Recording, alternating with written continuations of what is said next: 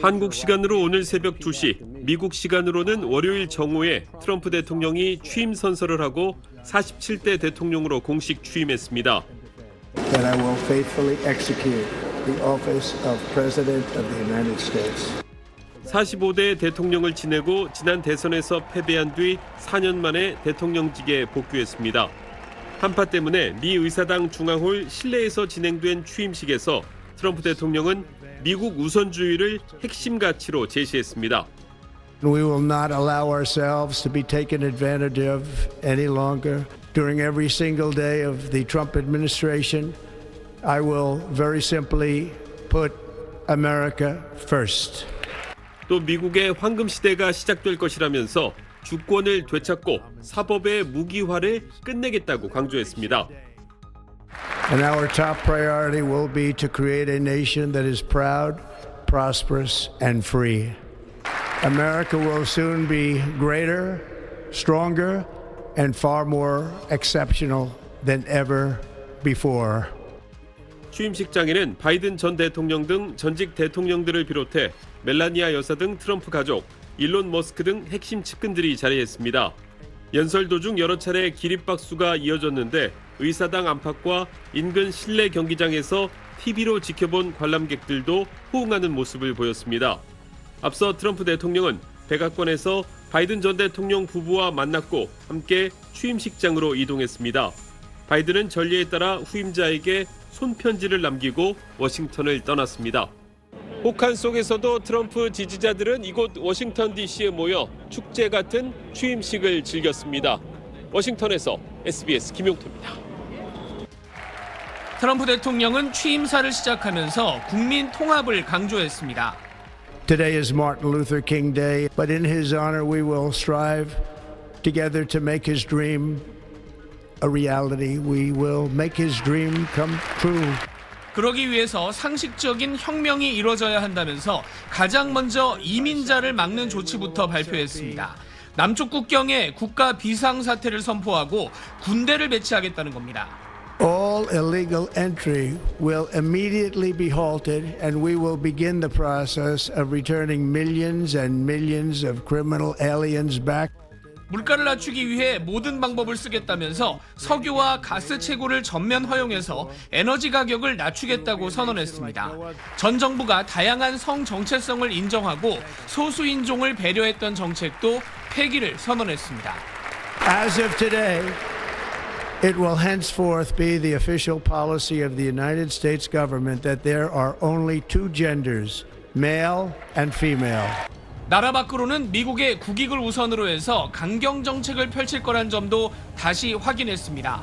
대외 수입청이라는 새 부서를 만들어서 관세를 물리고 파나마 운하를 되찾아오겠다고 확언했습니다. China is operating the Panama Canal and we didn't give it to China, we gave it to Panama and we're taking it back. 트럼프 대통령은 평화 조성자이자 통합자의 역할을 하겠다면서 가장 위대한 4년을 보내게 될 것이란 말로 취임사를 마쳤습니다. 뉴욕에서 SBS 김범주입니다. 그럼 취임 선서를 마친 트럼프 대통령은 첫날 어떤 일정을 이어가고 있는지 워싱턴 연결합니다. 남승무 특파원, 취임 선서식 직후에 트럼프 대통령의 첫 일정은 뭐였습니까? 네, 트럼프 대통령은 취임 선서 후에 전임자인 바이든 전 대통령을 헬기 앞까지 환송했습니다. 이어 중앙홀에 자리를 잡지 못한 의사당 내 하객들을 찾아가 감사 인사를 전했습니다. 지지층을 의식한 듯 1월 6일 의회 폭동 사태로 처벌받은 가담자들을 인질이라고 부르면서 이들에 대한 사면 의지를 거듭 확인했습니다.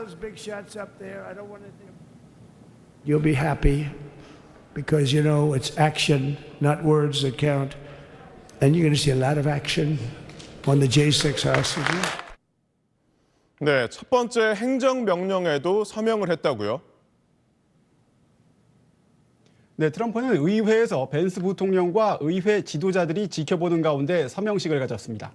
첫 번째 행정명령은 내각 지명에 관한 건이었고 두 번째는 취임식 날 미국 국기를 국기봉 맨 위로 올려서 달도록 하는 만기 개양 지시였습니다. 앞서 바이든 전 대통령이 지난달 말에 서거한 카터 전 대통령을 기리기 위해서 30일간 조기를 개양하라고 지시한 바 있는데 트럼프는 그간 자신의 취임식에 조기를 달게 했다면서 이 조치에 반감을 나타내왔습니다. 네, 트럼프 대통령의 남은 일정들도 정리해 주시죠. 네, 방금 전에 의회 오찬 행사가 끝났습니다. 잠시 뒤에는 벤스 부통령과 함께 군 통수권자로서 부대를 사열한 뒤 백악관으로 향해 출발할 걸로 보입니다. 트럼프는 백악관으로 가기에 앞서 축하 인파가 모여있는 실내 경기장에 들를 예정인데요. 한파로 야외 취임식이나 축하 행진에 참석하지 못한 2만여 명이 모여서 행사를 하고 있는 곳입니다. 트럼프는 경기장 무대에 마련된 책상에서 추가 행정명령에 서명할 걸로 알려졌습니다.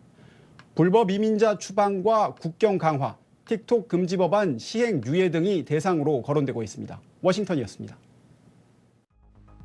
트럼프의 취임 전 선전포고가 가장 먼저 향한 곳은 아메리카 대륙입니다. 국경을 맞댄 멕시코와 캐나다에 25% 관세 폭탄을 예고했습니다. 캐나다 트루도 총리는 말어라고까지 찾아갔지만 미국의 51번째 주라는 조롱만 듣고 끝내 사임했습니다. 파나마 운하와 그린란드에 대한 야심도 드러냈습니다. 그린란드는 동맹국 덴마크 영토이지만 무력 행사 가능성까지 언급하며 압박했습니다. You are not going to use military or economic coercion. No, I can't assure you on either of those two. But I can say this, we need them for economic security. 유럽에선 방위비 고삐를 한층 더 틀어주었습니다. Well, I think NATO should have 5%. Yeah, they can all afford it, but they should be at 5%, not 2%. 트럼프 당선 후 우크라이나 러시아 전쟁은 현재 점령지를 기준으로 한 종전 협상에 속도를 내고 있습니다. 유럽 주요국들이 일제히 우크라이나 지원을 약속하고 있지만 한편으론 각자의 생존 전략을 고심 중입니다. 당장 폴란드와 리투아니아는 방위비 지출을 GDP 대비 5%로 올리겠다고 발표했습니다. 한층 더 강해진 미국 우선주의로 무장한 트럼프의 복귀를 전 세계가 긴장 속에 지켜보고 있습니다. SBS 김경희입니다. 사람같이 움직이고 생각하는 휴머노이드 로봇, 가격 경쟁력의 고급화까지 내세운 전기차와 로봇 팔이 달린 청소기. 최근 열린 세계 최대 가전 IT 전시회에서 중국 기업들이 과시한 기술력입니다.